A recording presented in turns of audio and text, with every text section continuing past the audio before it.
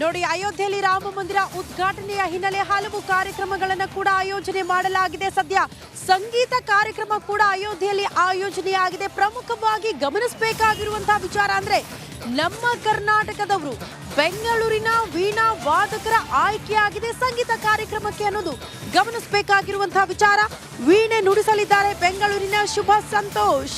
ಕೋಟ್ಯಾಂತರ ರಾಮ ಭಕ್ತರ ಕನಸು ನನಸಾಗೋದಕ್ಕೆ ಕೌಂಟೌನ್ ಸ್ಟಾರ್ಟ್ ಆಗಿದೆ. ಒಂದ್ ಕಡೆ ಅಯೋಧ್ಯೆಯಲ್ಲಿ ನಡೆಯಲಿರುವ ಸಂಗೀತ ಕಾರ್ಯಕ್ರಮಕ್ಕೆ ಬೆಂಗಳೂರಿನ ವೀಣಾ ವಾದಕರ ಆಯ್ಕೆ ಆಗಿರೋದು ಹೆಮ್ಮೆಯ ಸಂಗತಿ. ವೀಣೆ ನುಡಿಸಲಿದ್ದಾರೆ ಬೆಂಗಳೂರಿನ ಶುಭ ಸಂತೋಷ್ ಅನ್ನೋದ್ರ ಡೀಟೇಲ್ಸ್ ಸಿಗ್ತಾ ಇದೆ. ಅಯೋಧ್ಯೆಯಲ್ಲಿ ರಾಮಲಲ್ಲನ ಪ್ರಾಣ ಪ್ರತಿಷ್ಠಾಪನೆ ನಡೀತಾ ಇದೆ. ಕೋಟ್ಯಾಂತರ ರಾಮ ಭಕ್ತರ ಕನಸು ನನಸಾಗುವಂತಹ ಸುದಿನ ಸನಿಹದಲ್ಲೇ ಇದೆ. ಇಂತಹ ಪ್ರಾಣ ಪ್ರತಿಷ್ಠಾಪನೆಯ ಧಾರ್ಮಿಕ ಕಾರ್ಯಗಳು ಈಗಾಗಲೇ ಆರಂಭವಾಗಿದೆ. ಇದರ ಒಂದು ಭಾಗವಾಗಿ ಪ್ರತಿಷ್ಠಾಪನಾ ಸುಸಂದರ್ಭದಲ್ಲಿ ಭಾರತದ ಸಂಗೀತ ವಾದ್ಯಗಳು ಮೊಳಗಲಿದೆ. ಇದಕ್ಕಾಗಿ ನಮ್ಮ ಭಾರತದ ಹಲವು ರಾಜ್ಯಗಳಿಂದ ಅರ್ಹ ಕಲಾವಿದರನ್ನ ಆಯ್ಕೆ ಮಾಡಲಾಗಿದೆ. ಇಂತಹ ಕಲಾವಿದರಲ್ಲಿ ನಮ್ಮ ಕರುನಾಡಿನ ನಮ್ಮ ಬೆಂಗಳೂರಿನ ವೀಣಾ ವಾದಕರಾದಂತಹ ಶುಭ ಸಂತೋಷ್ ಅವರು ಕೂಡ ಒಬ್ರು ಇವತ್ತು ನಮ್ಮ ಜೊತೆ ಇದ್ದಾರೆ. ಅವರು ಬನ್ನಿ ಅವರನ್ನ ಮಾತಾಡಿಸ್ತಾ ಹೋಗೋಣ. ನಮಸ್ತೆ ಮೇಡಮ್, ಮೊದಲನೇದಾಗಿ ಅಭಿನಂದನೆಗಳು ನಿಮಗೆ. ಹೇಗನ್ಸ್ತಾ ಇದೆ? ಕೋಟ್ಯಾಂತರ ಭಾರತೀಯರಲ್ಲಿ ನೀವು ವೀಣಾ ವಾದಕರಾಗಿ ಸೆಲೆಕ್ಟ್ ಆಗಿದ್ದೀರಾ, ಹೇಗನ್ಸ್ತಾ ಇದೆ? ನಮಸ್ತೆ ಚೈತ್ರ.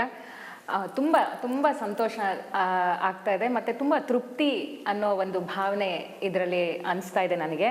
ಯಾಕಂದರೆ 22 it's a very historical and momentous day.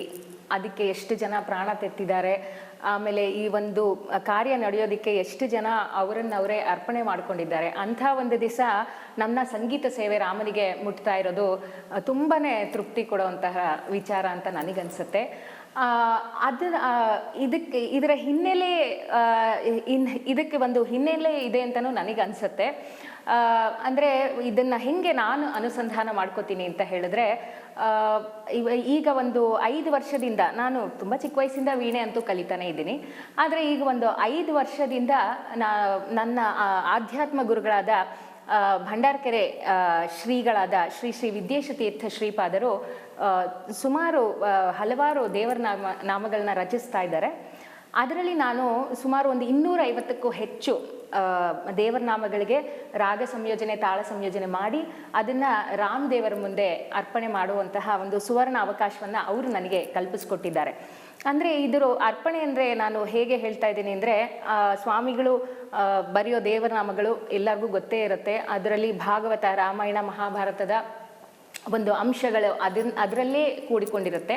ಅದನ್ನು ಅವರು ಎಷ್ಟು ರಾಮದೇವರ ಬಗ್ಗೆ ನನಗೆ ಆ ಹಾಡಲ್ಲಿ ಬರುವಂತಹ ಎಲ್ಲ ಸಂದರ್ಭಗಳನ್ನ ವಿವರಣೆ ಕೊಟ್ಟು ಅದು ಅರ್ಥಸಹಿತವಾಗಿ ಹಾಡಬೇಕು ಅನ್ನೋ ಒಂದು ಏನು ತುಂಬ ಅನುಸಂಧಾನ ಇಟ್ಕೊಂಡು ಹಾಡಬೇಕು ಅಂತ ಈ ಒಂದು 5-6 ವರ್ಷಗಳ ಕಾಲದಿಂದ ಇದು ನಡ್ಕೊಂಡು ಬರ್ತಾ ಇದೆ. ಈ ಥರ ನಡ್ಕೊಂಡು ಬರ್ತಾ ಇರೋ ಕಾಲದಲ್ಲಿ ನನಗೆ ಈ ಅವಕಾಶ ಸಿಕ್ಕಿದ್ದು ತುಂಬ ಒಂದು ದೊಡ್ಡ ಅನುಸಂಧಾನ. ಇದು ನಮ್ಮ ಗುರುಗಳ ಅನುಗ್ರಹ ಅಂತಲೇ ನನಗೆ ಭಾವನೆ ಬರುತ್ತೆ ಚೈತ್ರ. ಈ ಒಂದು ಸುವರ್ಣ ಅವಕಾಶ ನಿಮಗೆ ಹೇಗೆ ಲಭಿಸಿತು? ಅಂದರೆ ನಾನು ತುಂಬ ಎಕ್ಸ್ಪೆಕ್ಟೇ ಮಾಡಿರಲಿಲ್ಲ. ನಿಜ ಹೇಳಬೇಕು ಅಂದರೆ ನನಗೆ 19ನೇ ತಾರೀಕು ಉಡುಪಿ ಪರ್ಯಾಯದಲ್ಲಿ ನನಗೆ ನಮ್ಮ ಇದು ಒಂದು ಗುರು ವಿಜಯ ಗೀತೆ ಅಂತ ಅದರ ನಾನೇ ಒಂದು ಡೈರೆಕ್ಟ್ ಮಾಡಿರೋವಂಥ ಡಾಕ್ಯುಮೆಂಟ್ರಿದು ರಿಲೀಸ್ ಫಂಕ್ಷನ್ ಇತ್ತು. ಅದು ಅಂದರೆ ನಾನು ಎಲ್ಲ ಬೇರೆ ಕಾರ್ಯಕ್ರಮಗಳು ಒಪ್ಕೊಂಡ್ಬಿಟ್ಟಿದ್ದೆ. ನನಗೆ ಈಗ 3 ವಾರದ ಹಿಂದೆ ಸಂಗೀತ ಅಕಾಡೆಮಿಯಿಂದ ಕರೆ ಬಂತು. ಅವರು ಜನರಲ್ಲಾಗೆ ಅವರು ನಂದು ಫೇಸ್ಬುಕ್ಕಲ್ಲಿ ನನಗೆ G20ಗೆ ಅವ್ರು ಕರೆದಿದ್ರು.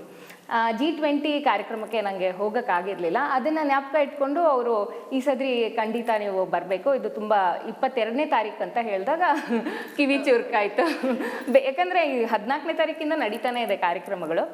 ಆದರೆ 22 ಅಂತ ಹೇಳಿದಾಗ ನನಗೆ ಸ್ವಲ್ಪ I should not think wise ಅಂತ ಅನಿಸ್ತು. ಆವಾಗ ನಾನು ಸ್ವಲ್ಪ ಅವರು ಪಾಪ ಇಷ್ಟು, ಯಾಕಂದರೆ ನಾವು ತಕ್ಷಣ ಅವರಿಗೆ ಹೇಳಬೇಕಾಗತ್ತೆ. ಬಟ್ ನಾನು ಬೇರೆ ಪ್ರೋಗ್ರಾಮ್ಸ್ನೆಲ್ಲ ಅಡ್ಜಸ್ಟ್ ಮಾಡಿ ಖಂಡಿತ ಇದು ದೊಡ್ಡ ಸೇವೆ ಅಂತ, ಯಾಕಂದರೆ ನಾನು ಹೇಳಿದ್ನಲ್ಲ ಆ ಬ್ಯಾಕ್ಗ್ರೌಂಡ್ ಇರೋದ್ರಿಂದ ಅದು ನಂಗೆ ತುಂಬ ವಿಶೇಷ ಅನಿಸ್ತಾ ಇದೆ ಚೈತ್ರ ಅವರೇ. ಇನ್ನು ನೀವು ಎಷ್ಟು ವರ್ಷಗಳಿಂದ ಈ ಸಂಗೀತ ಸೇವೆಯನ್ನು ಮಾಡ್ತಾ ಇದ್ದೀರಾ? ನಿಮ್ಮ ಸಂಗೀತ ಪಯಣ ಶುರುವಾಗಿದ್ದು ಹೇಗೆ? ಅಂದರೆ ನಾನು ಸಂಗೀತ ಕಲಿಯೋಕ್ಕೆ ಪ್ರಾರಂಭ ಮಾಡಿದ್ದು ಅಂದರೆ ನನ್ನ ತಂದೆ ತಾಯಿಗಳು, ಅವರ ಹೆಸರನ್ನು ಜ್ಞಾಪಿಸ್ಕೊಳ್ಳೋಕೆ ಇಷ್ಟಪಡ್ತೀನಿ, ಶ್ರೀಯುತ ಜಯಸಿಂಹ ಮತ್ತು ಅಮೃತ ಅವರು. ಅವರು ನನಗೆ ಸುಮಾರು ನಾನು 2ನೇ ಕ್ಲಾಸಲ್ಲಿದ್ದಾಗ, ಪ್ರಾಯಶಃ 7ನೇ ವಯಸ್ಸು ಅಂತ ಅನಿಸುತ್ತೆ, ಆವಾಗಲಿಂದ ಮೊದಲನೇ ಗುರುಗಳಾಗಿ ನನಗೆ ಶ್ರೀ ಶ್ರೀನಿವಾಸ ಮೂರ್ತಿ ಆಚಾರ್ಯ ಅಂತ, ಅವರು ತುಂಬ ದೊಡ್ಡ ವಿದ್ವಾಂಸರಾಗಿದ್ದರು. ಅವರು ನನಗೆ ಸುಮಾರು ಒಂದು 12-13 ವರ್ಷಗಳ ಕಾಲ ಹೇಳಿಕೊಟ್ರು. ಅವರ ಕಾಲವಾದ ನಂತರ ಶ್ರೀಮತಿ ಸುಧಾ ವಾದಿರಾಜ್ ಅವರು ಅಷ್ಟೇ ತುಂಬ ದೊಡ್ಡ ವೈಣಿಕ ವಿದೂಷಿಯವರು, ಶ್ರೀಮತಿ ಸುಧಾ ವಾದಿರಾಜ್ ಅಂತ, ಅವರಲ್ಲಿ ಕಲಿಕೆಯನ್ನು ನಾನು ಮುಂದುವರಿಸಿದೆ. ಇನ್ನು ನೀವು ವೀಣಾ ವಾದಕರು, ಅದ್ರ ಜೊತೆಗೆ ತುಂಬ ಚೆನ್ನಾಗಿ ಹಾಡು ಹೇಳ್ತೀರಾ ಅಂತ ಕೂಡ ಕೇಳ್ಪಟ್ಟೆ. ನಮಗೋಸ್ಕರ ಯಾವ ಸಾಂಗ್ ಹೇಳ್ತಿದ್ದೀರಾ? ಓಕೆ, ಒಂದು ನಮ್ಮ ಶ್ರೀಪಾದರು ರಚನೆ ಮಾಡಿದ ಒಂದು ಹಾಡನ್ನು ಹಾಡ್ತೀನಿ.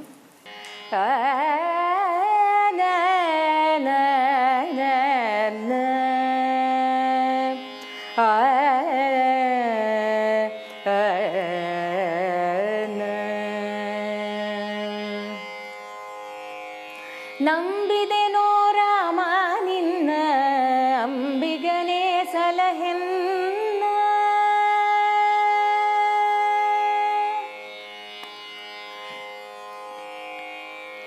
ನಂಬಿದೆನೋ ರಾಮ ನಿನ್ನ ಅಂಬಿಗನೇ ಸಲಹೆನ್ನ, ನಂಬಿದೆನೋ ರಾಮ ನಿನ್ನ ಅಂಬಿಗನೇ ಸಲಹೆನ್ನ, ನಂಬಿದೆನೋ ರಾಮ ನಿನ್ನ ಅಂಬಿಗನೇ ಸಲಹೆನ್ನ, ನಂಬಿದೆನೋ ರಾಮ ನಿನ್ನ ಅಂಬಿಗನೇ ಸಲಹೆನ್ನ.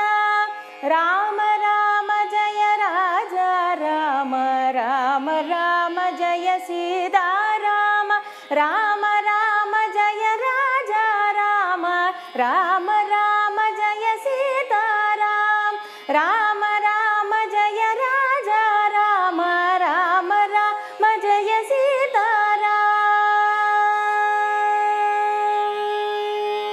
ಭವಸಾಗರ ಭೀಕರ ಅವಗುಣ ನಕ್ರಾಕರ, ನೋವಿನಲೆಗಳ ಆಕರ, ನೋವಿನಲೆಗಳ ಆಕರ, ನಾವೇ ನೀಡು ಕರುಣಾಕರ, ನಾವೇ ನೀಡು ಕರುಣಾಕರ.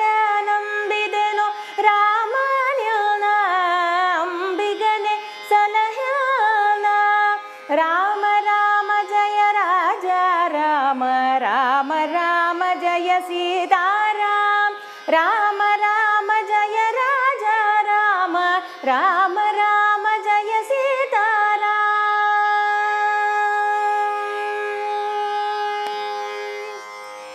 ಇನ್ನು ವೀಣೆ ನಮ್ಮ ರಾಷ್ಟ್ರೀಯ ವಾದ್ಯ. ವೀಣೆ ಬಗ್ಗೆ, ವೀಣೆಯ ವೈಶಿಷ್ಟ್ಯತೆಗಳ ಬಗ್ಗೆ ಏನು ಹೇಳ್ತೀರಾ?